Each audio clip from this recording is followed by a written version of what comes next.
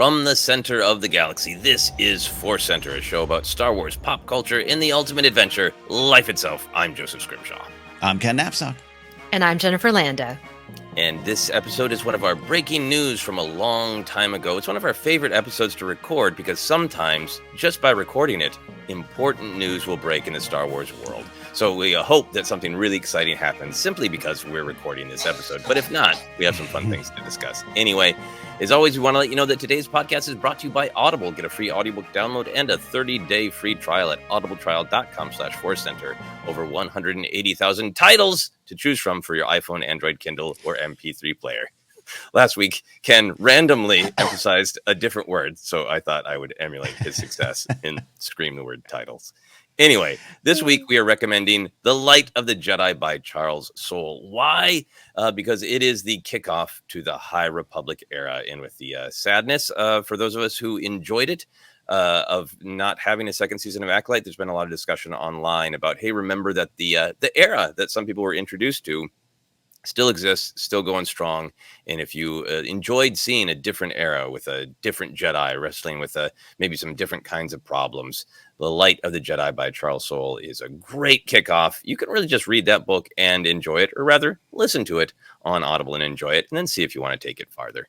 To download your free audiobook today, go to audibletrial.com/forcecenter. Again, that's audibletrial.com/forcecenter for your free audiobook. Ken, any audiobook thoughts? I just like that for a second you went a little Jerry Lewis. 180,000 titles. Yeah, it was great. Professor Frink maybe in there as well. Oh, good. This very week, my wife is showing at her workplace The Disorderly Orderly because it was filmed where she works. And I can't wait. I can't wait to see it. I can't wait. I've never been so proud. That's a lie. But anyway, I'm excited to see that. So Jerry is on my mind. We also have some asks. Ken, you want to handle the asks? I do. We're looking across at YouTube, but also our Patreon page. We want to let you know that this Friday, if you're watching this week of release, that, of course, what is the date? Oh, I've been traveling so much. I don't even know what day it is. August 30th. That's right. We're at the end of the month. August 30th, 2 p.m. Pacific, our time local. Check local listings. ForceCenter will be going live, and we're going to have a fun episode where we're going to ask you, what did the Acolyte mean to you as a fan?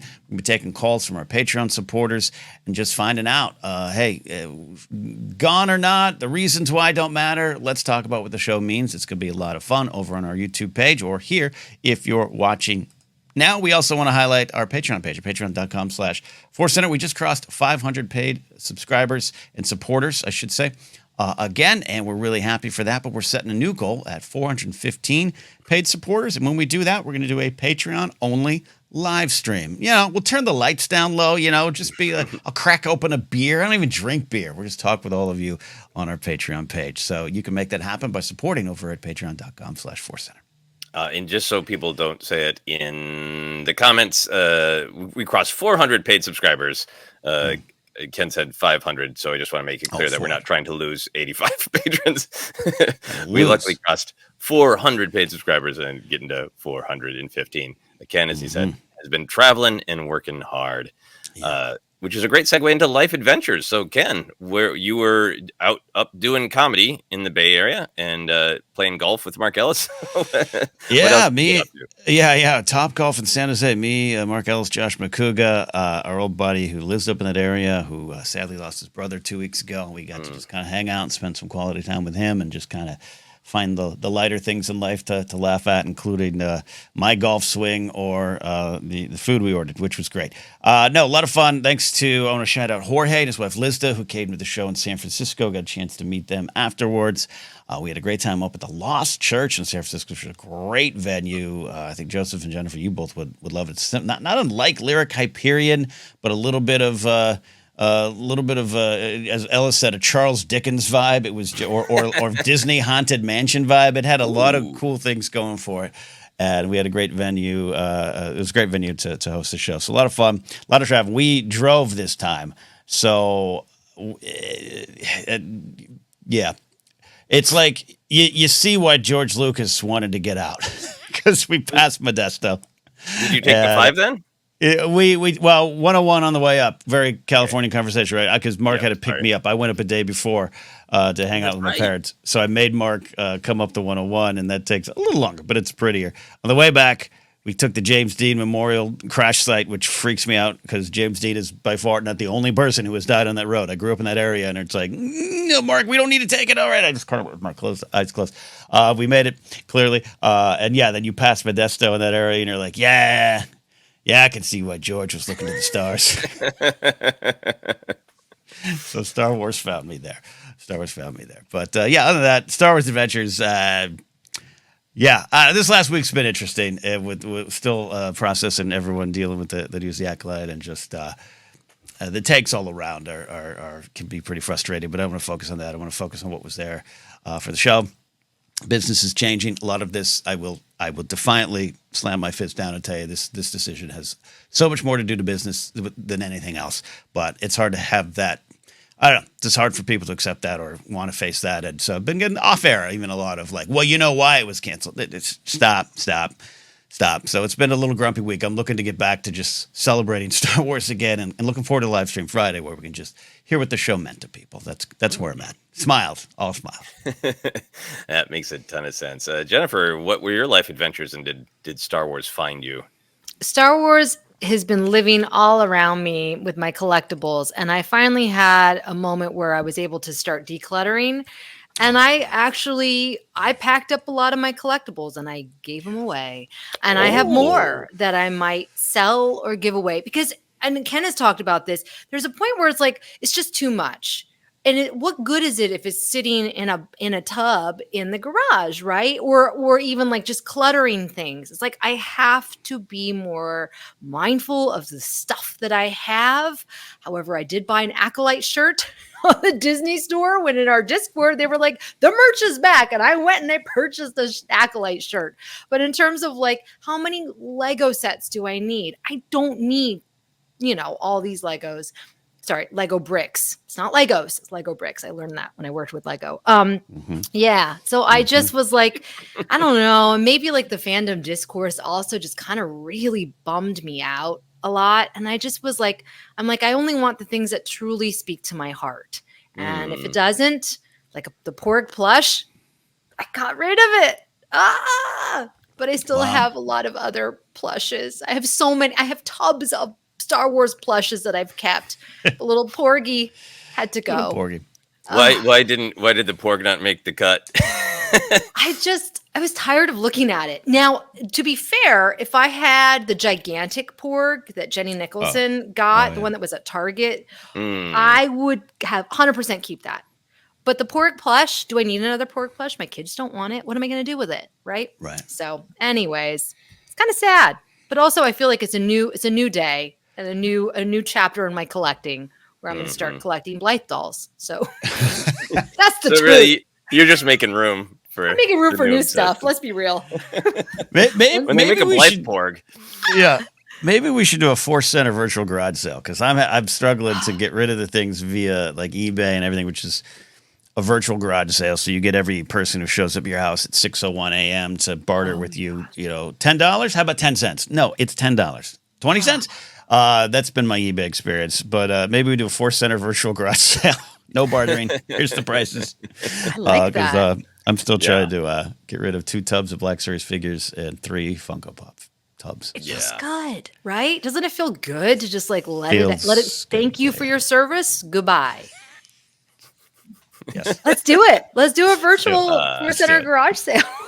And Joseph will buy my Porg plush is not ever leaving my possession until I die. But I did move it into the bedroom because the Porg was right under the television and it kept just popping into any picture I took of anything on my coffee table with those huge eyes just sort of glowering at me.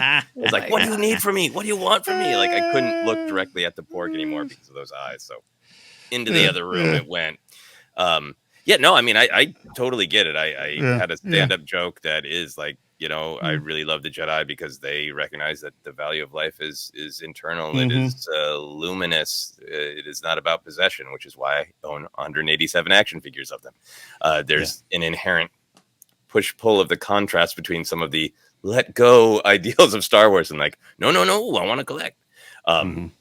collecting, I've had my ups and downs with this, and I had to declutter because it was getting too much. But it is continuing to bring me joy, and it continues to inspire me to be like, I would really like to get to a place in life where I could have my toy museum room. So for me, I hang on to it as like they are not toys to me; they are little pieces of art that I want to display. So I have my art collection, and I need to make sure that it doesn't get too big.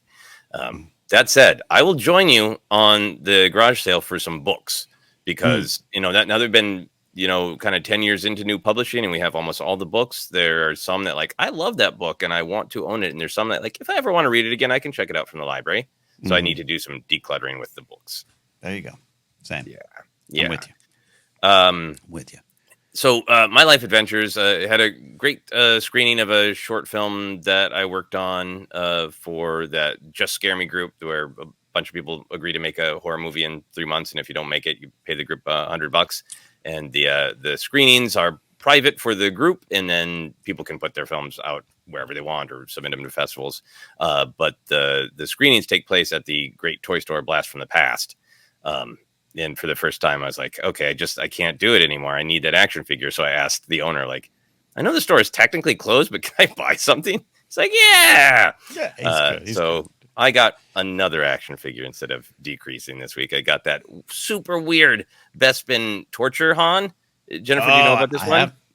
No, I could have sold you that one. I'll cut you. Take it back. Return it. I'll cut the price. I'll cut the price. From now on, before I buy an action figure, I'm going to text you and like, can I get it from Ken for 10 cents or $10? It's from the 30th anniversary run where they just did Bonkers one, and it's the entire like torture chamber that he's in Empire Strikes Back, and with a big moaning face, and like, oh, it's so great, so horrible, it's so great. So that was a Star Wars adventure. Other thing I want to talk about real quickly because I think it's sort of like the idea of Star Wars. My wife's work had just sort of like our work unit should do something together. So somebody organized a trip to a Dodgers game, which I've been wanting to go to just a Dodgers game forever. I've been there to the stadium for Guns N' Roses and for Lady Gaga, but I wanted to go there for baseball. So I tagged along. I was the only spouse, but it was fine. And I felt really lucky to be there. It was just a great experience. I loved the only baseball game I'd been to in person before was in the 80s at the Metrodome, which was a famously crappy stadium. I know some people might disagree. Maybe you have a Metrodome tattoo. I apologize. I was shocked at how close and intimate everything felt, and just the community of it, and everybody. It felt like a concert where everybody was like, we have permission to wear our sort of garb and cheer and drink, and there's no shame, express emotion. Like, this is great. So I was just loving the experience for the experience. And then I felt kind of guilty when it became a historic game. Like, I'm not a huge sports knowledgeable person. I feel guilty for being here, but it was just phenomenal. Which I knew nothing about it. The star player of Ohtani, right, Ken? Shohei Ohtani, yeah. You saw history, yeah. Yep. So tons of people in his jersey, tons of people screaming about him. My wife kind of educated me about who he was during the game. It's like, that was great. And then if anybody isn't following baseball, this is where to me it gets kind of Star Wars related. Talk a lot about, and we're going to talk on the Q's episode this coming week about that kind of balance in Star Wars between the sort of like the hopeful and the heroes winning versus a little bit more grim and dour and gritty and real life doesn't work out that way, kid, kind of attitude in storytelling, which I like it to have a balance of it. I understand if everything is just sort of like a perfect fantasy storybook ending, it starts to feel kind of false. But it was amazing to experience in person, in real life, the fantasy storybook ending that feels like it couldn't happen and it shouldn't happen, and people will yell at you for being naive for hoping for it. And I have understood intellectually from other people telling me that that's part of the appeal of sports, and it was really amazing to experience it emotionally for myself. So Ohtani broke this 40-40 record, which I knew nothing about. I know it's a huge big deal, but just for watching the game, it was the Dodgers were losing for the entire game. And then it was tied in the ninth inning, bottom of the ninth inning, bases loaded, and the star player up to bat and is like, this isn't real. That's a metaphor that people say. Bottom of the ninth, bases loaded, star player at the bat. That's a metaphor for, like, getting through a bad day at your accounting job. Like, but like, it's real. It's happening. Yeah. That actual thing. And then he hits I believe the first pitch. And the ball goes real high, real high, not far, high. So it totally looks like it's going to be like, this is going to be a sad, pop catch, right? That goes real high, but then comes down, the second baseman. But no, actual grand slam, and just the eruption of screams and joys in the crowd, and feeling total permission to be like, jump and scream and shout and beer flying everywhere. And it was amazing. It was like the end of A New Hope in real life. Yeah. I mean, I think they still play Randy Newman when they win. I think. I couldn't hear what they were playing because the screams, endless screams of joy. Yeah. It was amazing. Yeah, I was watching the highlights in a bar in San Francisco, and it suddenly hit me that, hey, Joseph's there. Oh, my God, Joseph's there. Only the sixth person to do that in Major League Baseball history at the 40-40 Club. But to get both in one game, you got the stolen base and then a grand slam to win it. It's you're right. It's storybook, and that's definitely when sports comes together like that. It's pretty magical. It's pretty magical. Yeah, and I hope my food advice was good. It was. I missed one of the other home runs because I texted Ken for some advice, and he said, "Get your dessert early because it'll fill up." So I got myself a churro, and everything was great. Anyway, enough of Baseball Center for now. We're gonna move on to covering the news. We have two bits of news. Starting with this one about a film about John Williams. There's more details released about this new film coming out called Music by John Williams. The film was directed by Laurent Bozero and produced by Lucasfilm, Amblin Documentaries, and Imagine Documentaries. It features interviews with Steven Spielberg, George Lucas, Kathleen Kennedy, J.J. Abrams, Ron Howard, Lawrence Kasdan, James Mangold, and many more. And here's the brief description.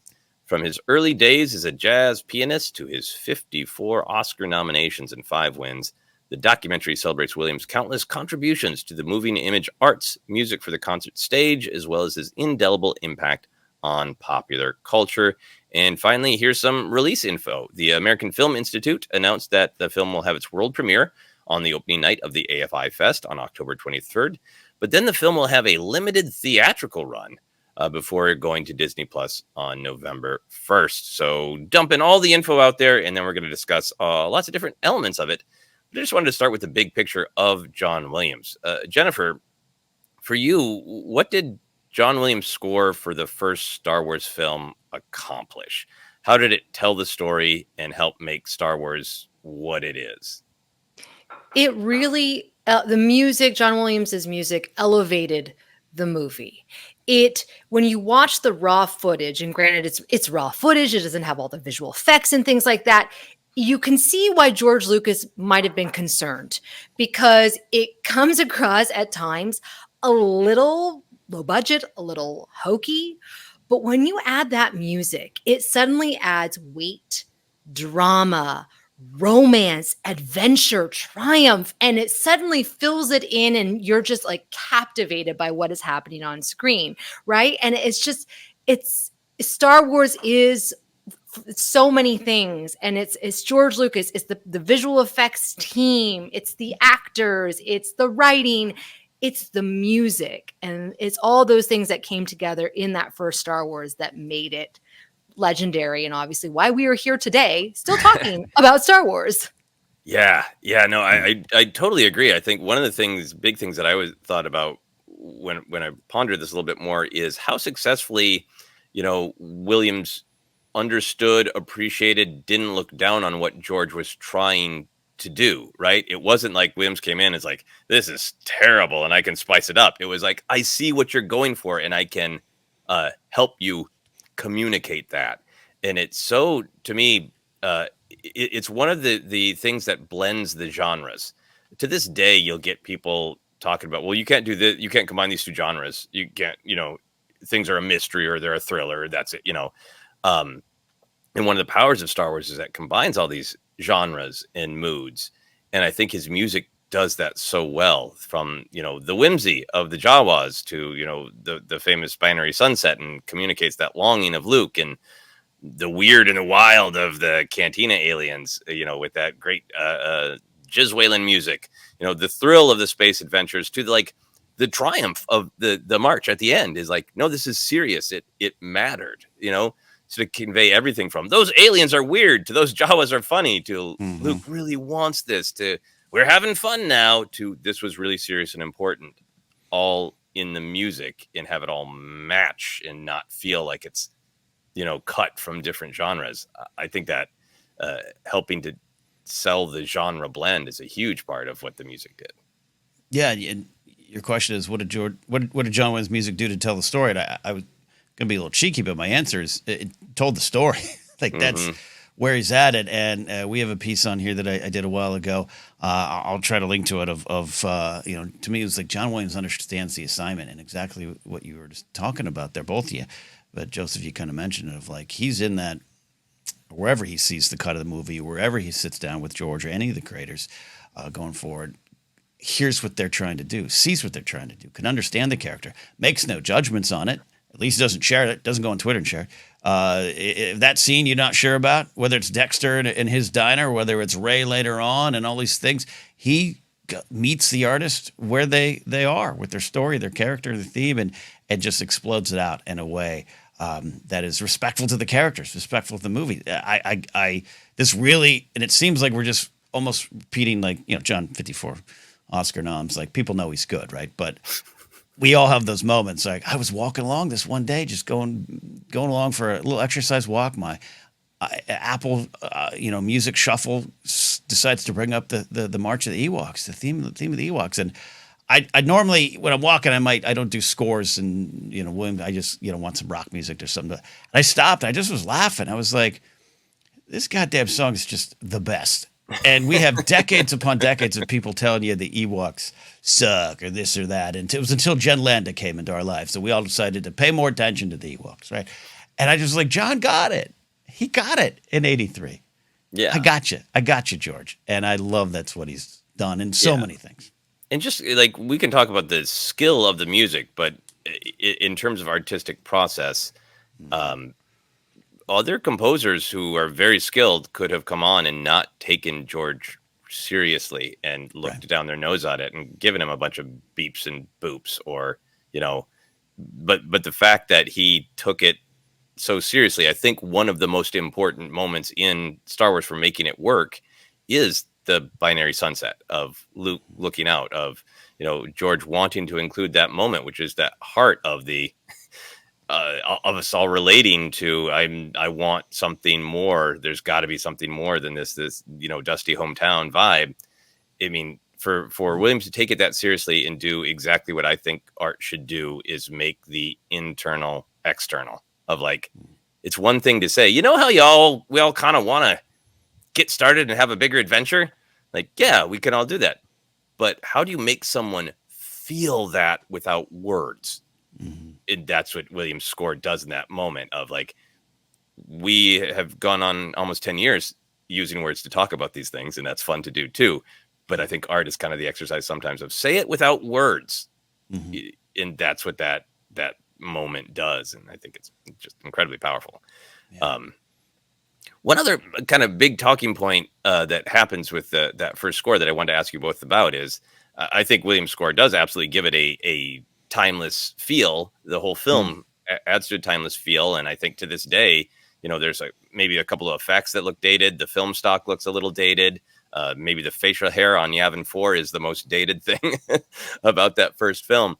But Ken, do you think the film would have succeeded if 20th Century Fox was like, we're going to kill it, we're going to cut the whole thing, you got to do a hip with it now 70s score. You need no offense to the Bee Gees, but you need the Bee Gees oohing and on over Luke staring at those twin suns, or we're going to kill it. If the film came out and they would not let him do what was a left turn then of Williams and made him do a modern 77 score, do you think Star Wars would have been as successful? Would we still be talking about it? It's a great what if, and one of those ones that, thank God we don't know the answer. But it's hard to say that it would have. It's hard to say. Look, and I know Jaws comes out a little bit before, and Johnny Williams is doing great TV stuff. But I think you can't. You go to the Empire of Dreams doc where they talk about this, right? There was like, look what was going around, and I think there was a bunch of artists choosing to do something unique at the time. I think that's absolutely made it feel as epic as it was. So yeah, no, I don't think. Or even if you had gone a few years earlier, and I don't know, you got Simon and Garfunkel singing, Luke staring out there and hello darkness, my old friend. I love Simon Garfunkel. It would have worked, but I know. I think it's one of those things happen for a reason. It's almost a mystical, the making of Star Wars. It shouldn't have worked. Like Jed, you yourself said it. Yeah, you're right. It's rough. I mean, you got the British crew going, the hell are we doing here? Gil Taylor going, I've got it, boy. I'll shoot your film for you. Like, there's a lot of things working against it. But the fates align with John coming in there. Jennifer, do you think Star Wars would have survived a very 70s score? No. And I can hear the music that they would have chosen, and I can't describe it other than like you might see it in a 1970s like procedural type of or like a like these like ridiculous kind of science fiction sounds, or just no music at all, which sometimes would happen. I just think it would have really dated it in a funky, kitschy time capsule way, and it would have lived there. It's not to say that George Lucas couldn't have gone on and done what he did, but I think that first one, we wouldn't be revisiting it like we do now. Like it just feels, it would have felt very cheesy, too dated. Yeah. Such an interesting counterpoint that the James Bond film, The Spy Who Loved Me, came out in 1977 and has a very the Bond film franchise is always interested in matching whatever is going on in pop culture. So I don't mind it in that, because that film series is kind of like, what music is popular right now? Oh, we got a techno theme in 1997. Okay, great. But I love that score to The Spy Who Loved Me, but I imagine that music being put over Star Wars, and I think it would have damaged it because that timeless quality of a long time ago in a galaxy far, far away of this is both fantasy and somehow elementally true. I think it would have lost that because it would have felt so modern. It would have felt, I think modern music can be absolutely great and shouldn't be rejected, but it can also feel a little packaged. Hey kids, we're hipping with it. And I think it loses some truth unless that's a part of the message of the film. Yeah. Yeah. Unless you're putting together Knight's Tale 2, then you have rock music in medieval times, right? I've never seen the film. But it's so good. Yeah. No, I agree with you. I agree with you all there. So getting back then to a little bit of the heart of this story with this new film coming out, music by John Williams. What aspects of his life are you hoping to learn more about or experience in this film, Ken? I would love to get a little bit more of the early days, the TV stuff, and what were his goals? What was he thinking? Was it I was just trying to get the next job, or did he have I want to be the biggest composer in the film business of all time? Where I love tracking people at the beginning. I love tracking people who you just don't know where they're going to go, and they don't either.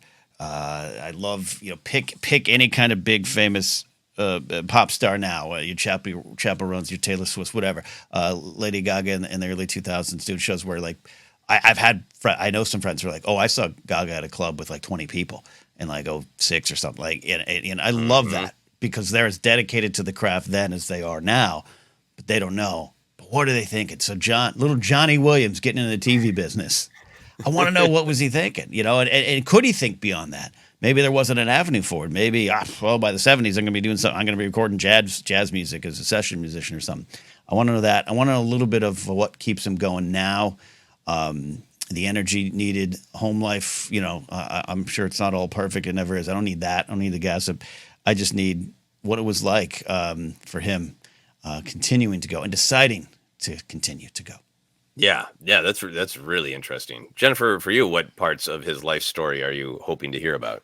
I love the early days, Ken. That's such a great point. And I think if they can weave in old footage, which I really hope that people were documenting, like behind the scenes things. I want to see him tinkering around with the score, getting frustrated because it seems so effortless. His brilliance seems so effortless right now, right? His genius. I want to get into the struggles. I want to know that he struggles, which I'm sure he does or has.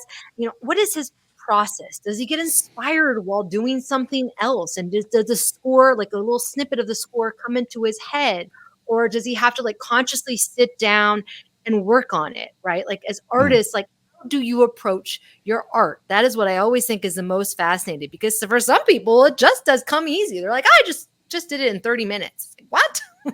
So yeah, and maybe there already are some things out there where people have shared that, but I think having it in a cohesive, like in a one documentary, would be great to see.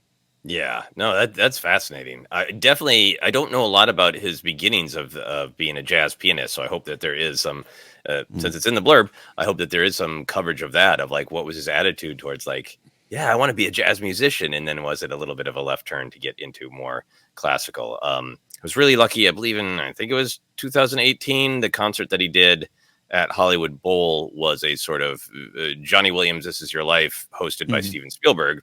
And it gave a little bit more attention to a thing that I would love to see covered in the documentary, is the little bit of the sort of class contrast that can happen in art, where movies were less than, and in concert classical music is elevated real music, and simply the fact that you're writing for a film means it is less than. And John Williams sort of destroyed that because he had a foot in both worlds. And the quality of his film scores were sort of undeniable. And I think it's one of the many interesting stories of Star Wars, where Lucas sees the heart and the depth and the potential in genre storytelling, in what it meant to him growing up. And like, you can have the whiz bang fun, but it can also absolutely mean something and have the depth of myth and fable. So I think embedded in Star Wars is already, it's the most expensive B picture ever made, and to have that sort of mirror in the music world, where Williams made a significant shift in the relationship between the way film music is considered, as valid classical music in the concert world, I think is great. Yeah.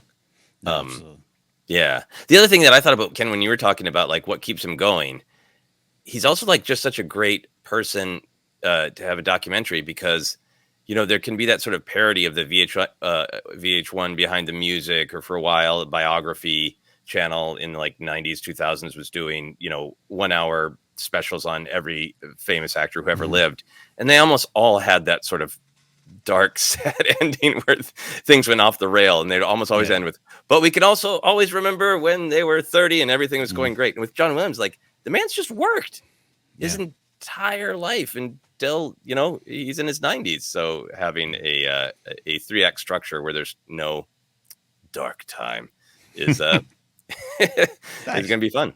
Fun. Yeah. Good. And Jennifer, to your point about like, does he struggle? Like, I'm sure he does. But I also get the vibe that he just like, he's one of these artists who maybe is kind of successful about not getting in his own head and not saying like, oh, I have another Star Wars theme to write, it's got to be the best ever. And I think like he seems to be one of these artists who can just pay attention to the assignment and go like, well, what is this fight about? Who are these characters? What sounds evoke that? And like, I think as soon as artists get into their heads with like, I need to make it the best ever, I need to up myself, people are expecting this of me, and instead just concentrate on it like it's the first thing you ever did, and you're just asking yourself those honest artist questions of like, well, who is Rey? What does she feel? And he seems to be able to free himself from those kind of chains that I think a lot of us end up getting in our own way. But I'll be really curious to see if they cover his dark struggles. I'll take some notes. It was I was talking with Mark Ellis on our trip. We both love that Steve Martin doc that came out recently. In the second part, you get to see him and Martin Short pitching each other jokes, and not all of them working. And Martin Short being like, nah. And it was like, oh yeah. Even Steve Martin's got to work through something. You know what I mean? It kind of felt good. I really agree with you saying that. Now I must definitely want this in the film, even if it doesn't exist for John. Even if he's like, no, that's not me. But what you're talking about of just like in the zone, knowing who you are, and having the confidence to go forward with that. That's fascinating to study. So I hope there's something to the process there. Yeah, I think it's a fascinating distinction that good artists consistently make good work. It's not that like I am John Williams, therefore everything I touch turns to gold. He's still doing the work, just like anybody, you know. Yeah. So out of that list of interviewees, Jennifer, who are you most excited to hear from? I mean, obviously George Lucas, just because he's unpredictable. All the directors that he's worked with, because I really want to hear more about how they collaborate. I feel like we always get a short segment, right? In all the behind the scenes documentaries. It's a little quick segment. And I always feel cheated. I'm like, no, I want to see more. I want to see if there's ever like, not a disagreement, because I don't think that's not his personality, but just like maybe clarification, like how do they really like get into the weeds is really what I want to see. Because he is like a modern day Mozart. He is a Chopin. He is brilliant, genius person. But I know like there's got to be something. Give me something, right? Give me some drama. Come on, give me some drama. And I'm guessing it probably occurred more in the early years, right? That's where I kind of am guessing that's gonna happen. Yeah. Anyway. Yeah. But even if it isn't drama, I would love to. Like, I think the most conflict-oriented thing I've ever heard is when John Williams came back to Spielberg with the 2-note Jaws theme. He went, I think it's just this. And Spielberg resisted it at first because, like, it couldn't be that simple. It couldn't be. And I was like, I think it is. But I would love to see, is there just, like, you know, a random film he's worked on where he put out a great piece of music and the director went, like, that's not quite it. We need to tweak it. Or is it just like, he's perfect out the gate every time? Yeah. Right. Or did they challenge him and it made it what it was, right? Like maybe he started off with one thing and it was good, but then director was like, eh. He's like, what? I just gave you this wonderful piece of music. But then he's like, oh, now this is what you hear. It became better because of that note. Yeah. Ken, who are you excited to hear from? Well, there's one name not on the list that I think would bring drama. Jen, I'll tell you the story off air, and I hope he's not in this. Look, I love what you're all saying. I'd love to have George go back and just talk about the beginnings again. I love hearing those stories. Spielberg would be a really interesting one because I think he got there slightly first again with the Jaws stuff. So to hear that kind of stuff, they're all going to say the nice things, and we've heard them talk about him for years and years. That's why I want to see how deep we dig. But some of the newer names, even a Kasdan, that's newer to me in the 80s, but Mangold coming in and getting to experience it. I'd love, get a little bit more of those moments with some of the performers. We saw how the power of Daisy Ridley and the Rey theme and John presenting her that frame thing. There's that great moment in the doc that with the Rise of Skywalker doc that's just wonderful. Like I'd love to hear from some of the performers who they're not on set hearing that. And then when they sit in the theater and just how transported away they are by some of the work of his career. I'd love to hear that. Yeah, that's great. Jennifer, I'm with you on the first thing you said. Like, I'm always excited to hear George Lucas. And if he says some of the kind things that he's always said, that Williams is the secret sauce, that, the battle to get the music, all that, that's great. But at this point with George, there is always the hope of like, I hope he says something wild. Yeah. Not offensive or anything like that, but he can be a little bit of a contrarian. I think when he's asked his favorite arc in the Clone Wars, and he's like D-Squad. I think it is his favorite. I think he also knows what he's doing. That he's poking a bear. So I want to see if he pokes any John Williams related bears. George, what's your favorite piece? And he's going to say something like the Ewok March of the Ewoks or something. He's going to say, yeah, that's what you're absolutely right. Absolutely right. Yeah. Oh, that would be great if he's like tries to pick the most outside of the box. Like, yeah. Greatest score, Attack of the Clones, of course. Like, yeah, an amazing score. Across the Stars, phenomenal. I would love for Spielberg to not just talk about like Jaws that should be in there. It needs to be in there. It's huge. I would love for him to talk about some of the sort of lesser known to larger pop culture of Williams' scores, since Spielberg worked with him so much. My wife and I recently watched the film The Terminal with Tom Hanks, which was just kind of an under the radar film for me because my wife's mom loves the score. to the terminal, which is again fascinating. I think there's some of his scores that are lesser known because he has so many, and some of them are tied to pop culture juggernauts like Star Wars and Jaws and E.T. that I would love some focus on some of the smaller stuff. And final thing for me is J.J. Abrams. I think that the collaboration with someone who is already so well established as John Williams, get a little bit more insight in the famous Ray Daisy Ridley inspiration, but also just J.J. Abrams hasn't been talking about Star Wars much. So anytime that he does, I'm very curious to see how it all lands. I agree. So outside of Star Wars, which, we're mostly focusing on because that's what we're talking about on the podcast mostly. But Jennifer, where has John Williams' music or career had the biggest impact on your life outside of Star Wars? In everything. I mean, I was thinking about it and looking at his IMDb, and it's like, obviously E.T., Jurassic Park, Home Alone, which is very magical. Of course, right? It's like, I can hear the music in my head right now. Harry Potter. We don't really talk about it very much anymore for obvious reasons. Indiana Jones, obviously. This to me is not just my childhood. It is now. It's me exposing these movies to my kids. Like, it's just, you hear that music and it's like, it's a warm blankie that just wraps you up. So yeah, John Williams is just such a huge part of my life and so many people's lives. It's truly, and generations, right? It's amazing.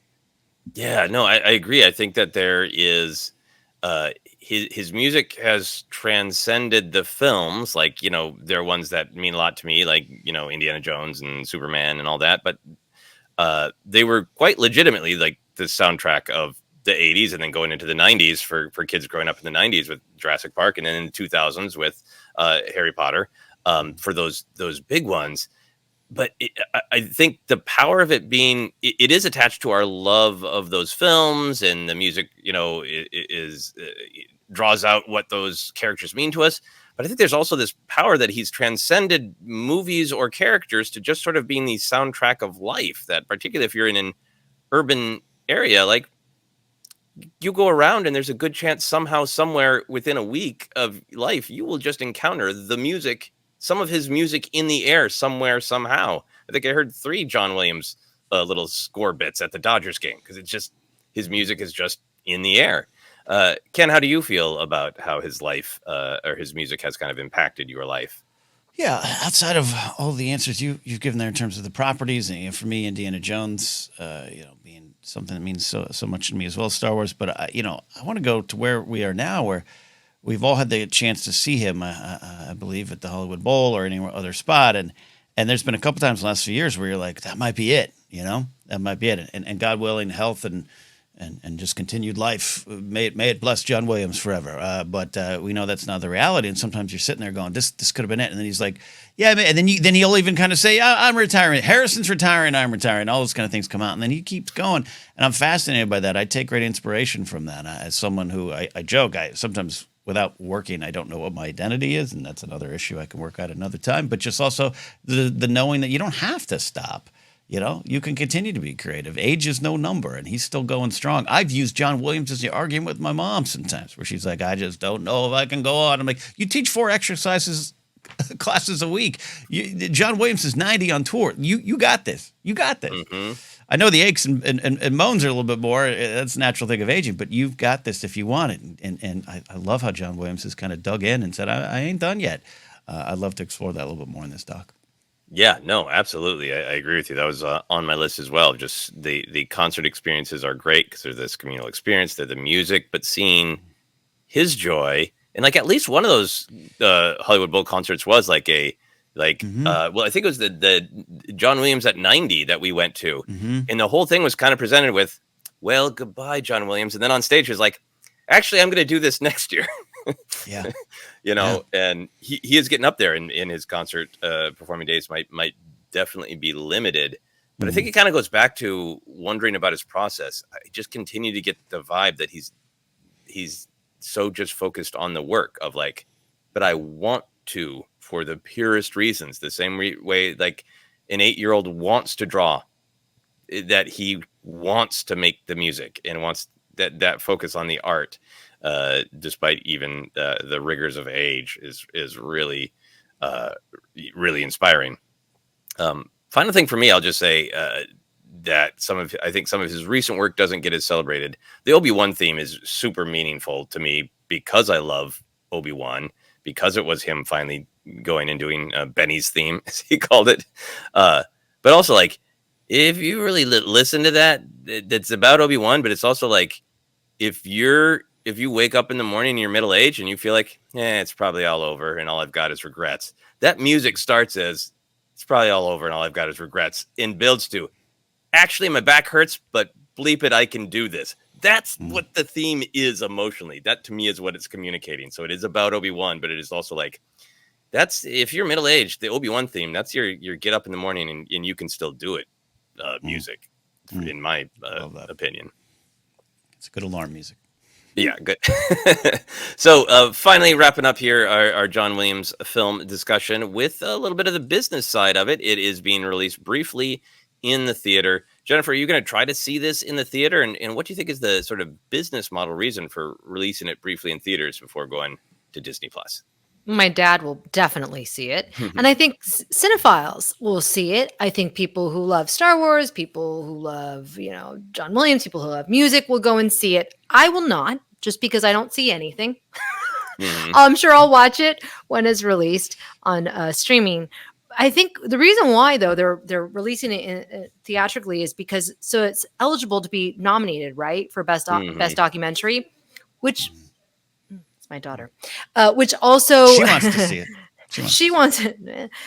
So nominated for best documentary, which also makes me think it's not just going to be a fluff piece. This is not just going to be. There is going to be some sort of heft to it to make it, for them to want to nominate it. So yeah, and also hearing his score on the big screen, it just feels right. Yeah, I thought about that as well. Of the like, there's the awards contention, but also just like in a film that is going to be about honoring his cinematic scores, to have no opportunity to hear it blaring out of state-of-the-art cinema speakers, like, I'm going to make every effort to go. It's, life gets busy, but I really want to experience it in a theater. I want to feel this movie in my sternum. I want to go to a place that's going to have great acoustics, great speakers. I also wonder on the business side, like absolutely the awards, if this is going to continue as a strategy to get people to go to the theaters, to say, this is one you want to see in the theaters, and you're only going to have a limited window to do it, to create a sense of urgency and a sense of, let's make time for this. If it was just a release and this documentary is going to be in the theater, there wouldn't be that same urgency of like, if you want to go, it's this weekend. Otherwise, you're going to be watching it on the small screen. Ken, what are your thoughts about the release strategy? Yeah, I think you're both right in terms of just creating a moment, but also, how great would it be to have an Oscar nomination for a film about someone so nominated in the past there? That would be... that's, I think, a lot of the reason behind it. As far as me seeing it, no, you're both convinced me with the music aspect of it. To go feel it again in a big screen, that'd be kind of fun. So maybe I'll make that effort. Like if I have a Tuesday 11 a.m. show and I'm there, I'll figure that out. Excellent. All right, that is our big look, and not just at this film news, but taking a little bit of time to celebrate John Williams. We're going to be back in a moment, and we will talk another piece of news about Pedro Pascal. Back in a moment. And we are back to continue our breaking news from a long time ago, checking the internet as we go to see if any actual big news is breaking. Smart idea. Smart idea. This isn't big news. The John Williams thing is very exciting. This the Pedro Pascal thing we're going to discuss is to even describe this as a news story is admittedly stretching things. But I want to discuss it because I get brought up some really interesting ideas about our relationship as fans with the production of films and movies, and it gives us an opportunity, I think, a little bit to celebrate another amazing career that has touched Star Wars in Pedro Pascal. So there was a recent Hollywood Reporter article that was discussing high-profile actors who could take over the lead role in a Todd Haynes film after a last-minute departure of the lead actor. The article included this sentence: Pedro Pascal is packed until the end of the year with Fantastic Four and the Mandalorian shoots. which led to some articles and some online discussion of whether or not Pedro Pascal, who is currently filming the Fantastic Four, will be on set for The Mandalorian at all, or for any significant amount of time, or what. So again, this is a sentence in a Hollywood Reporter about a different movie. So we're not bringing this up really as like news, but more a discussion point about Pedro Pascal's relationship to The Mandalorian and to this idea of how fans are affected by if he's on the set or not. So Jennifer, we all love Pedro Pascal, but how important is it to you that he is on the set or not for this big feature film debut of The Mandalorian? I think he will be on the set, even if it's just to check it out, say hi, visit people. But I mean, look, if he's not going to actually be acting, like, then it's just a set visit. And to be fair, what are they going to say? The Fantastic Four and the Mandalorian, dubbing, VO recording, like they're not going to specify that. They're just going to say the shoots.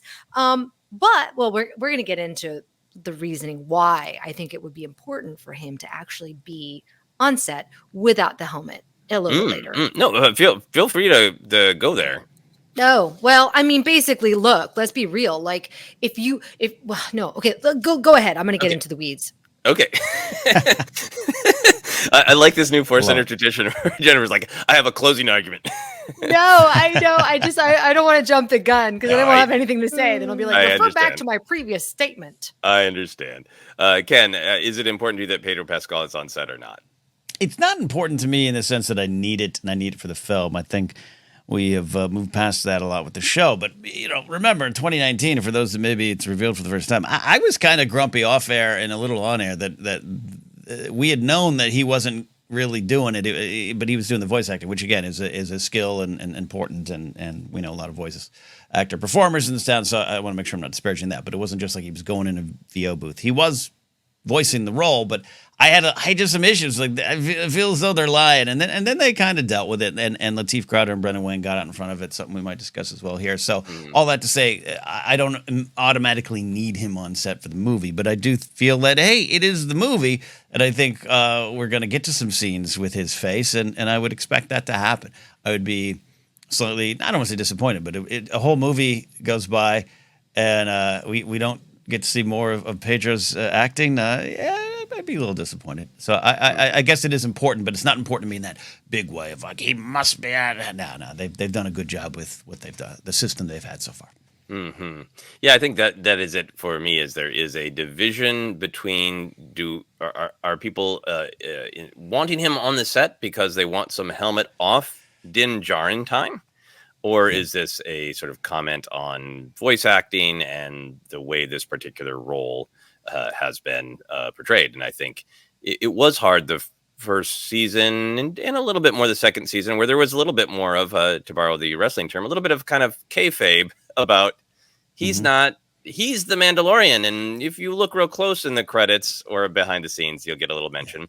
And they did switch that up, having Lateef Crowder and Brandon Wayne on the panel in Anaheim in 2022 and larger credits in season 3. So I feel like it's kind of out there now that this is more of a team performance. And in terms of the voice acting, like if the film didn't feature him with the helmet off, I don't have any need for him to be on the set. They've proven that the three of them together have crafted this character. And he does a phenomenal voice acting job, and voice acting is still acting. So I kind of separate out the voice acting discussion for me versus are we going to get helmet off time? So let's go full helmet off. Let's discuss that element of it. Jennifer, how do you feel about him needing to be on set? What are your in the weeds thoughts? I really think they have to include his face. My problem with The Mandalorian is, and I love the show, let that be clear, but I really find it, we're going to talk about this in another episode, I really find it difficult to connect with a character where I can't see their face. The helmet, it just creates this barrier for me that I really am now struggling with, however many seasons we're into this. It's one of the issues why people that I know have actually stopped watching the show, because they're like, it's just, I can't connect with this character. And to be clear, the physical performances are incredible. His voice acting is incredible, but there is something about seeing the face as a human that I, as a former actor, want to see. When you have Pedro Pascal, who is a phenomenal actor, show me his face. Okay, so that's that. I also think if you're going to have him on the press circuit and on the red carpet and doing interviews, it does feel a little misleading to be like, well, he's just the voice. I mean, they do that all the time for animated films, but it feels like, it feels weird to me. And I think that it's a smart business move if it's like, yes, you're going to see him on screen. You're going to see his face. Here he is on the press circuit. I don't know. I think, yeah, I don't know what they're going to do. I don't know. Yeah, no, it's fascinating. Yeah, Ken, what are your thoughts about Din helmet off from any angle, from the story, from the publicity? I think when done in the series season so far, it's been super effective, right? Think of that season 2 for having to take the helmet off and the Bill Burr stuff, everything, all that scene. Oh, this is great, right? And even the end of season 1. So I want another moment like that, just selfishly as a fan, and yeah, Jen, I know what you're saying. I feel it. It's slightly. I don't know why. Again, it just goes to even leading up to the show where I was just confused with what they were trying to do. Because number one, I was super excited as a Pedro Pascal fan to be like, oh, the Red Viper is going to be in Star Wars, and he's not really going to do it, and. I found out because I had a friend who was a friend with Brendan Wayne who was like, oh yeah, my friend Brendan's he's like Boba Fett or something. I was like, what are you talking about? He's like, yeah, he's leading the new Star Wars show. He's being like, he's got the mask. And I just was like, no, it's called The Mandalorian. It's Pedro Pascal. What are you talking about? He's like, it's not man. He's like, no, he's been on set. And then I just was like, I think I started my frustration where it's why Jen, it always has felt slightly weird. And I think even he feels weird when he's out there promoting a movie. He's almost like, yeah, here I am, and I mean perform the show, because I've heard from actors before like, oh, I shot 6 days on the show, never met him. Obviously, he's not there, and so it's like I can't escape that, though it's not necessarily abnormal for the system, right? We got other people who are voicing the villains in superhero movies who are on green screens, and some of them don't even know that they were in the movies. We're looking at you, Gwyneth Paltrow. Like it's not abnormal, but there's something that I know what you're saying, Jen. So, anyways, all that to say, Joseph, I hope we get to see his face. Yeah, and I don't want to say it's needed, but it'd be great. It would be great to see his face. I think there's a possibility that we don't. I feel like I'm not having a hard time connecting with Mandalorian because of the helmet. I think it worked well for me in the first 2 seasons. I think the 3rd season he was getting his needs met. He was with Grogu. He was bringing Mandalorians together. So I don't think he had as much conflict as a character, Din, in the 3rd season, which I very much enjoyed. But I think the sort of what is he thinking under there works really well when he's in conflict, because then you can kind of imagine this sort of simmering and you don't know if he's going to explode or walk away or whisper. So there's a tension behind not knowing it. But when we're pretty clear of where he is and what he wants and what he needs, there isn't as much tension to the facelessness. And I think that is something that I would love to see addressed in the film. I need Din to be in that place of tension. So the mask adds some, what is going on under there? And then they're on this sort of like, well, how do you make this show that has already been successful on the small screen feel like a huge return to Star Wars? And like the 3rd act is all Pedro Pascal, I don't think we're going to get that, but that is one of the ways that I think it would feel like, wow, this is different, because in the interim, he was Red Viper. Hardcore Buffy fans like, yeah, he's in that one episode. The Mando made him a star, and he's a massive star. He's one of the most bankable stars in the world. So there's this sort of arc to it of it would be a coup to spend some time with his face. But then I think about the story, because like we had the story where he took the helmet off, but then he went through, the process to be forgiven for it. And he's brought all these Mandalorians together, but he still seems as a character committed to his version of that culture where like all these Mandalorians are working together and some of them take the helmet off and some of them don't. And everybody just lets everybody do their own thing. So I'm really curious from a storytelling perspective, what makes him take the helmet off. And that's what I would most love, is if the story has something to do with not just like, oh, he lost it, but really has an emotional pop to spending some time with his face. I would love that. But we'll see. Yeah. Indeed. So we've been talking about this a little bit as well, that a part of all of this discussion of Pedro Pascal is the other side of it, with the other two performers who have crafted the character of Din Djarin.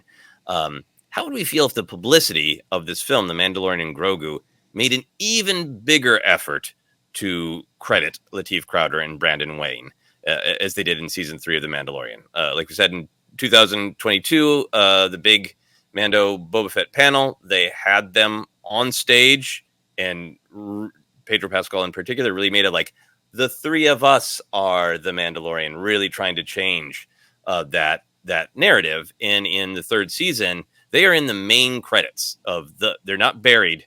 They are in, I double checked to remind myself that it's true. Lateef Crowder and Brendan Wayne are in the main credits. So there's already been progress in this. Ken, how would you feel if they were above the line with Pedro Pascal, if they were credited even bigger and the movie was more sold as, here's the team that is bringing you the character of Din Djarin? I would love it. I think they've done great things. And I want to make clear, I've never been grumpy at Pedro Pascal for in the beginning, not saying much, and it was awkward to those that were aware. And then once everyone in general got to be aware, I think they've done right by that. I think they've been at that panel where Brendan Wayne and Lateef Crowder were brought out and treated as the stars that they are for that. And that Pedro, who's been tremendously generous about this, I think it would be right. I think it would be fun, because I'd like to hear from them even more. They're making decisions as performers, right? They're making decisions, whether it's an action sequence or just walking into a building. They are making a choice as an actor that feeds into what Pedro is doing later on in a booth. So it's a three-headed monster for sure, and more. And I know there's every once in a while someone else gets in there, and I know there's some other names, but these are the three. So I think it would be great. I think it'd be a lot of fun to have that all kind of lead to this road for them. Yeah. Jennifer, how do you feel about the bigger credits for the team? I think it's great. I think it's wonderful that Star Wars is kind of course corrected. The sad thing is having worked at E for a few years, I know what they're like when they're booking and when they're trying to get their interviews. And it's like, it's all about bankability, right? Name recognition, what angle can they use? And, social media is a whole other aspect to it. Mm-hmm. And the reality is, I can't really see them on the press circuit too much, just because, or unfortunately, what might happen is like Brendan Wayne, because of his grandfather, correct? Mm-hmm. So they may use that angle, and then Lateef Crowder may not be asked as many questions, and that's not great. That's not right? So I don't know. I think maybe after the fact, they might get a little bit more press. I think they'll certainly be on the red carpet. I think Lucasfilm will do their best to kind of make it fair and make it the way it should be. But the business side of it, from the entertainment news, is just, it sucks. Like, they're going to only want to go after Pedro. That's it. So, yeah, no, I love that you're speaking about reality and truth in the business part of it. And I don't think it's going to happen, but there's this part of me that's got this sort of fighting spirit of Star Wars has a tradition of bucking the systems, right? With Lucas saying, no, it works better for the credits at the end, and you're not going to punish Irvin Kershner. I'll drop out of the DGA and I'll pay your damn fine. And like, there's a part of me that feels like Favreau is, I think, more powerful in the industry, the way the industry works, than sometimes I think sometimes fans can kind of see him as he's another director. And like, no, the things he has under his belt elevate him to a different level of power in the industry. So maybe he could push through of like, you're not getting, these outlets can have Pedro, but these other outlets you're not getting Pedro unless you also get Brandon and Lateef. You know, I know it's really not the way the industry works to be like put all three of them above the title. You know, so I know it's not realistic, but there's a part of me that's sort of the underdog fighting spirit of Star Wars being like, but what if they make a thing of it and go, damn it, no, we're fighting the good fight. You know. That can happen. And that does happen all the time, is that we would ask somebody, like even an agency will be like, yeah, okay, you want to interview J-Lo? You also have to interview our other client for this other project, right? So that totally can be done. And if they make that, say, okay, yeah, you have to interview all three of them, it will be done. But will they actually pull the clips? There might be a couple of sound bites that they pull, right? But the majority is just going to be trying to get, the average everyday person. They're gonna be like, oh, I know that actor, Pedro Pascal, from this property or whatever. So, yeah, it can definitely happen. Yeah. Ken, how do you feel about it? Yeah, it's the way. Look, it's gotten better, and yeah, Jen, you're right. It's like, are you going to have a wonderful? Would you rather have a wonderful viral clip of Ash and Pedro talking about him being a daddy, or do you want to spend hours with the stunt performers? Like, I know it's going to get the clicks, we all know, and I think it is better. It's interesting thinking back to the times of Lord of the Rings films and Andy Serkis. I mean, I was roommates with a bunch of animators back then from Cal Arts. You mentioned Andy Serkis' name, they would go spit on the ground. He was despised by animators and people working in post-production special effects during that time, because he was, at no fault of his own, maybe trotted out as Gollum and wanted to campaign as Gollum in the Oscars. And everyone's like, yeah, cool, you were part of it, but you weren't it, and we're not there anymore, right? It's a lot different. It's now, especially for a movie, to be like these three, but you're still going to sit Andy Serkis in the seat, because I want to hear from him. He's wonderful. But you're still going to sit Pedro in that seat. So I get it. But yeah, I hope that they find a way. And I think you're both right on what Lucas could try to do. I think it would behoove them. But that leads me to my next question. I think part of that makes this extra complicated and kind of interesting is, arguably one of Pedro Pascal's most important contributions to the film, as well as doing the voice acting and possibly some FaceTime acting, is the press circuit. And I think he's in kind of a unique position because I feel like he's really good at it. I think he manages to remain honest. He manages to deflect some difficult things that we can talk about. He's also just made of charm. Like the "do you want to hang out with him" test he passes, by millions. In even other accomplished actors, I think, are hard to hold up next to him. So that might be an extra challenge for other people.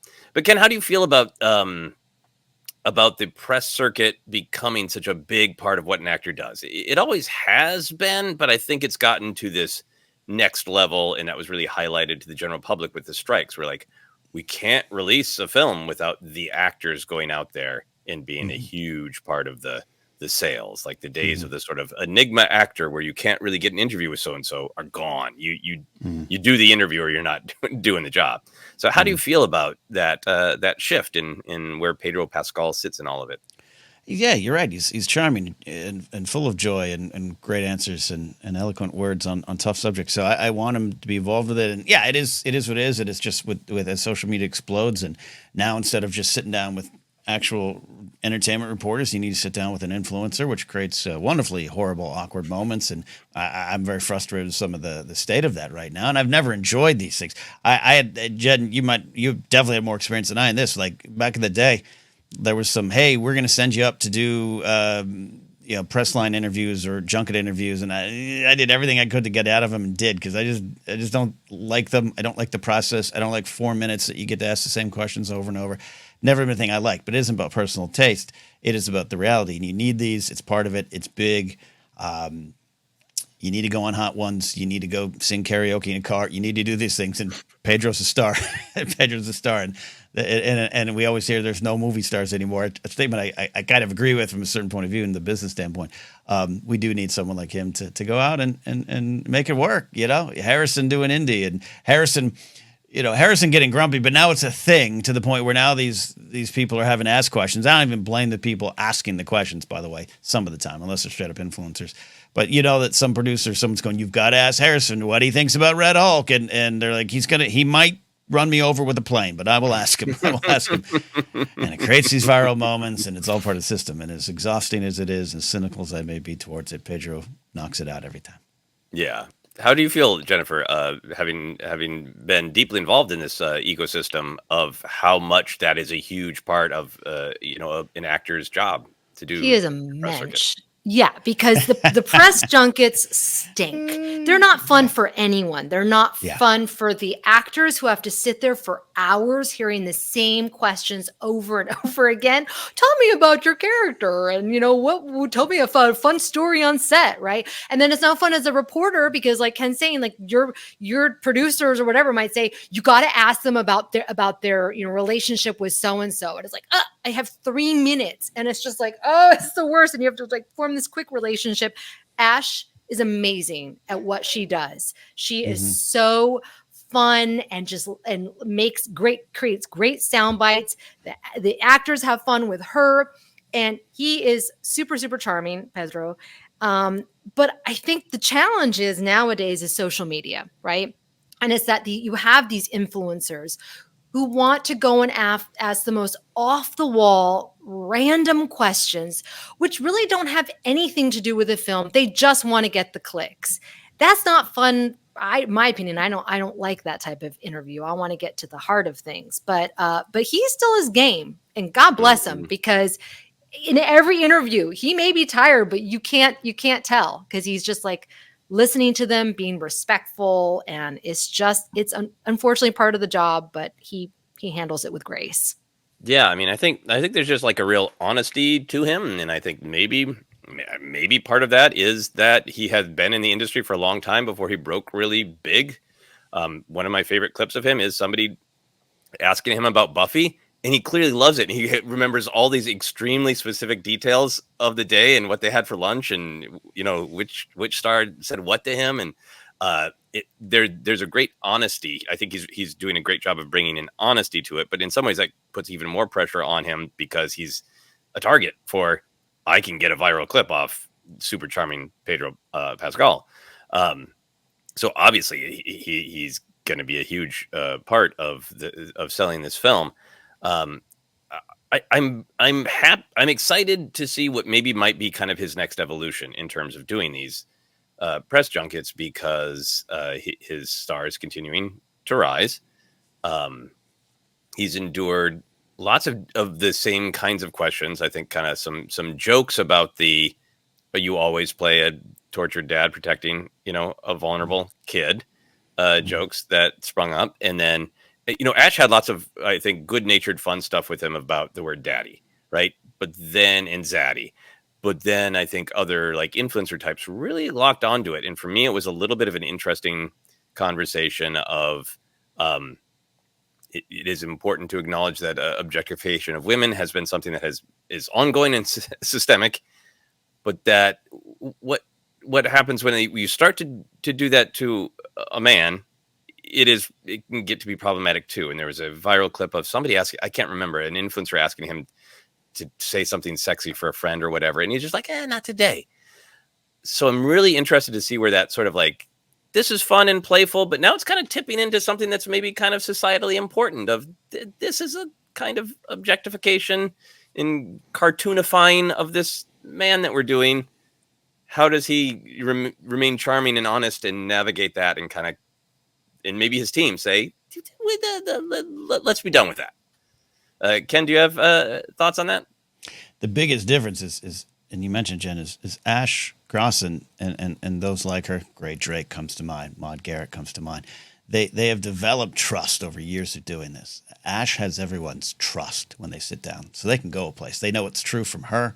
They know she's probably calling you a zaddy or a daddy too, and let's have fun with it. And they trust it. Everyone else sees it as aha. Here's an angle. Here's something to get a quick click, and they don't trust it, and that's where it leans into some of the things you're talking about, Joseph. It just makes some of these performers uncomfortable, and Pedro's so great, but now there's been conversations about his level of anxiety that he's been honest with, and how he fights through that, which is important conversations. I think that's it starts with we're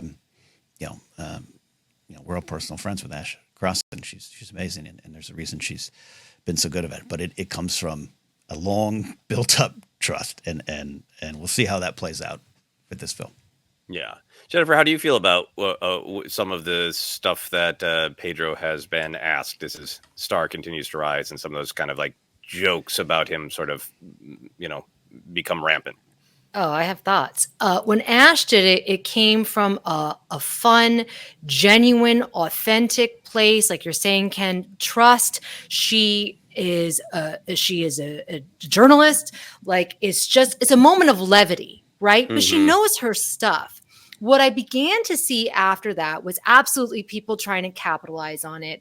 And it really made me uncomfortable because of the history of Latino men, in particular, being objectified, this kind of like sexy Latin lover. And I was like, oh no, we are not going there. This man, he is so talented. And just to see him kind of reduced to these like clickbait things that people were trying to get out of him, it made me angry. I was like, this is a person that deserves respect. You would never dare do that kind of stuff to Leonardo DiCaprio. You know what I mean? Like that to me just made me feel, and it was, unfortunately, it was a lot of, not a lot. There were a couple white women that I saw doing that. And I was like, somebody needs to talk to them because it's not a good look. And we need to be aware of kind of the history of that. So I hope that we're not going to revisit that with this press circuit. I really, really hope so. Yeah. I don't know. Yeah. Sometimes all we have is hope. right. But I'm excited to see an evolution, because I think his team is probably. I think his team is very much on top of that. Like we're done with that, and he's got huge things coming out with Fantastic Four. Last of Us season 2. I know, and this there's going to be a lot of questions asked. So. Ken, with his star continuing to rise, bringing it back to the Star Wars of it all, how big of a factor do you just think Pedro's desire to continue doing it, Pedro's paycheck, is to the decision of whether or not The Mandalorian continues? If the movie is the last ride for now, or if it goes right into and it sets up season 4? I think it goes as far as he wants to take it. Meaning, like, if he said no, I do think it would wrap up. You could find other ways to do it. You could find a voice match. You can find but that is the magic of this. And going back to the me saying I was a little grumpy in the beginning, all that kind of stuff. He is still it because he does a wonderful job, right? We've all seen the clips of him holding a pillow that was supposed to be Grogu in the beginning. He's there. And it is a three-pointed star of magic. You know what I mean? That makes this character work with Crowder and Wade and him. So I do think if he was like, hey, I've had enough, I do think you would see all of this kind of come to an end, unfortunately. But, and that's why I've always been, once I kind of processed it for myself, wasn't a big deal in my life, by the way. Just as a Star Wars podcaster, pundit, it was like something that was in my mind a lot that he wasn't actually there. Once I got through all that BS, like, he's so good at this, and I like him being there and excited for it. And as long as he wants to go, I'm there. But I could see it wrapping up without him. Yeah, Jennifer, how do you feel about how big of a factor Pedro's interest in paycheck is to the ongoing story of The Mandalorian? I mean, as long as he wants to do it, he just seems like he's having fun. I do think there's something appealing about them saying this is the last time you're going to see this duo together, right? You got to go to the theater for their swan song. If they come back for another season, I don't want to say it diminishes it, but I don't know. Maybe there's. I'm sure that there's more story to tell, but I would like to see him doing more things.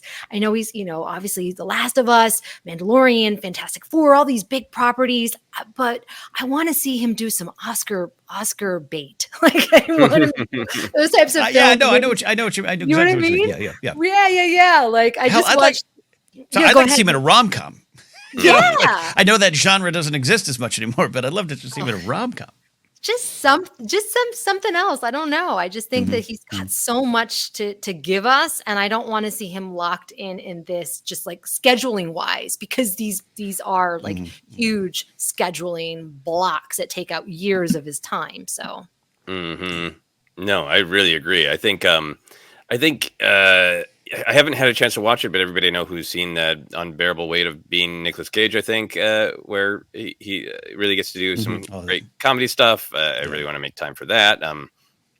I think if Fantastic Four does hit big, I think it will change a lot. Because of the nature of who the Reed Richards character is. In Fantastic Four, Reed Richards is a father figure. Eventually, in the comics, he literally becomes a father. But in the way the Fantastic Four is set up, he is a father figure, and he is a scientific genius with a weird power that's going to be weird to translate to a screen. In one way, it's like, okay, he's attached to another blockbuster franchise owned by Disney, and he's going to be put through the press machine. On the one hand, it's like, yep.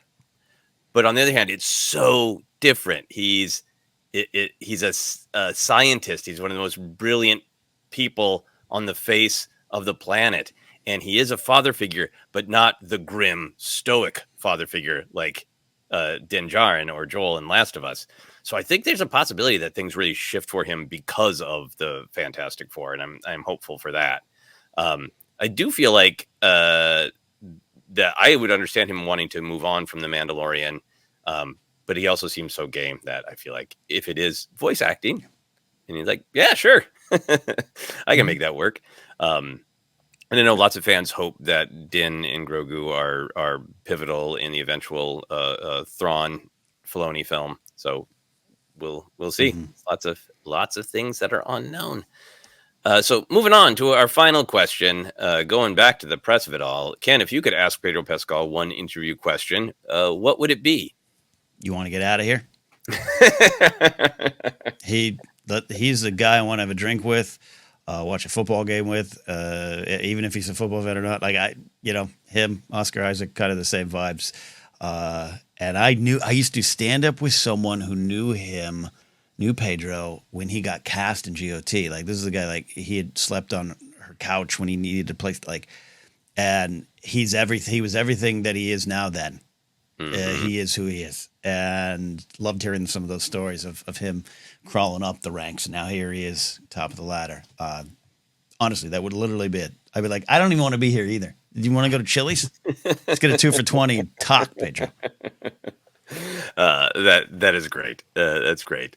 If I was able to have a more substantive sit down, I would love to ask him more questions about the acting process. Of like, I always like asking people what's joyful about it, and because it's challenging and it's hard. But like, I think it's different for different actors. What part of it is joyful? Sometimes it's the rehearsal. Sometimes it is the actual being on set. Sometimes it's that sort of moment of relief when we shot everything and it's done. So I always like hearing that from people. If it was a quick thing, I think I would try to ask him about something just in the environment, something present in the moment of, the shoes he's wearing, or, something going on Hollywood Boulevard, because I think he is somebody who does respond to a little bit more real world stuff.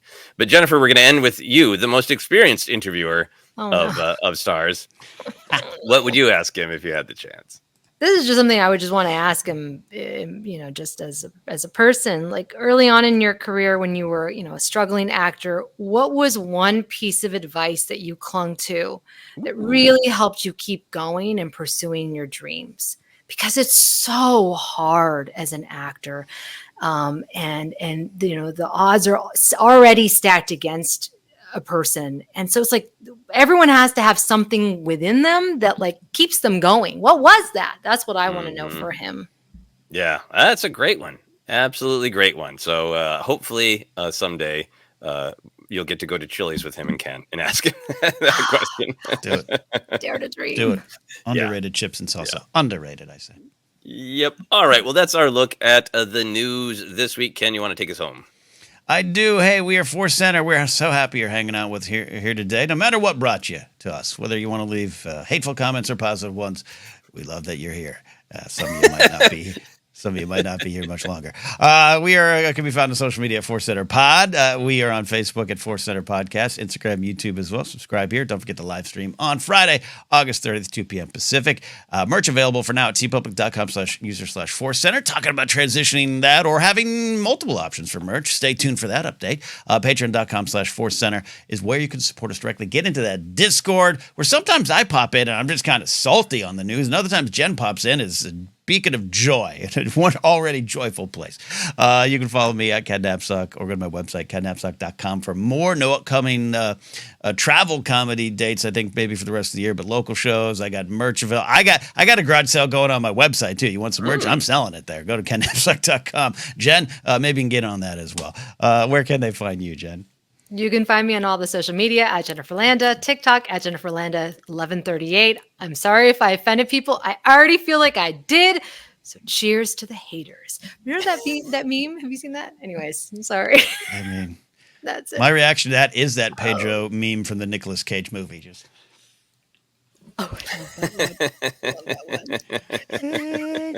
Yes. Kind of just to take us home with some dignity. No, I refuse. The most undignified plug I can possibly do. It'd be drooling by the time this is done. Undignified.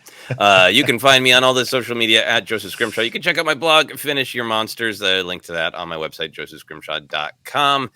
Because it is the season, I'm going to go back to plugging Vote Forward. This is an organization that allows you to write letters to voters, encouraging them to use their power. You get this form letter that has a space for you to talk about why voting is important to you.